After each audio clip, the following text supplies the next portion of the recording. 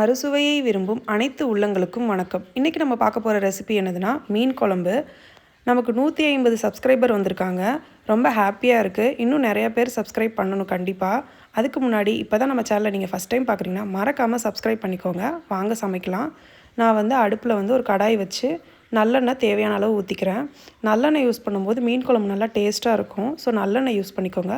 தாளிப்புக்கு தாளிப்பு வடகம், கடுகு, சோம்பு, வெந்தயம் கொஞ்சம், அதுக்கப்புறம் கருவேப்பிலை இதெல்லாம் போட்டு நல்லா தாளிச்சிக்கோங்க. இப்போ நான் 1/4 கிலோ அளவுக்கு சின்ன வெங்காயத்தை பொடி பொடியாக கட் பண்ணி வச்சுருக்கேன். தக்காளி ஒரு 3 தக்காளி, பச்சை மிளகா 3, ஒரு கைப்பிடி அளவு பூண்டு இதை குட்டி குட்டியாக கட் பண்ணி வச்சு ஃபஸ்ட்டு நான் பூண்டையும் பச்சை மிளகாயும் போட்டு தாளிச்சிட்டு அதுக்கப்புறமா சின்ன வெங்காயத்தை ஆட் பண்ணிக்கிறேன்.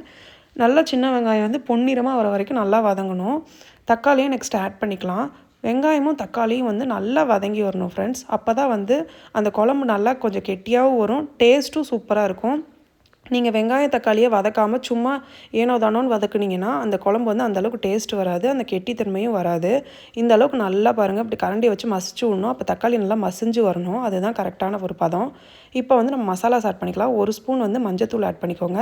ஒரு 6-7 ஸ்பூன் மிளகாத்தூள், 5 ஸ்பூன் மல்லித்தூள், 2 ஸ்பூன் தனி மிளகாய் தூள், அதாவது காஷ்மீரி தூள் ஆட் பண்ணியிருக்கேன் இந்த கலருக்காக.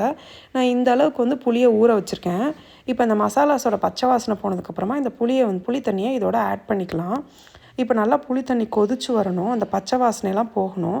2 சொம்பு அளவுக்கு தண்ணி ஆட் பண்ணியிருக்கேன். மூடி வச்சுருங்க.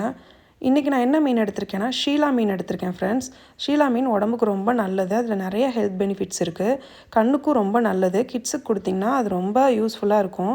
பாருங்கள், இந்த மாதிரி எண்ணெய் பிரிஞ்சு இந்த மாதிரி கொதித்து இந்த மாதிரி கெட்டியாக வரும்போது நம்ம ஃபிஷ்ஷை ஆட் பண்ணிக்கலாம். ஃபிஷ்ஷை போட்டதுக்கப்புறம் கொஞ்சம் தண்ணி விடும். அதனால் நம்ம கெட்டியாக இருக்கும்போது போட்டிங்கன்னா தான் அந்த தண்ணி விடுறதுக்கும் அதுக்கும் அந்த கரெக்டான பதமாக இருக்கும். நான் இன்றைக்கி 1 கேஜி அளவுக்கு ஃபிஷ் யூஸ் பண்ணியிருக்கேன். 1 கேஜி ஃபிஷ்ஷை வச்சு எப்படி மீன் குழம்பு செய்யலாங்கிறத உங்களுக்கு சொல்லியிருக்கேன் ஃப்ரெண்ட்ஸ். இப்போ நம்ம ஒரு லிட் போட்டு மூடிக்கலாம்.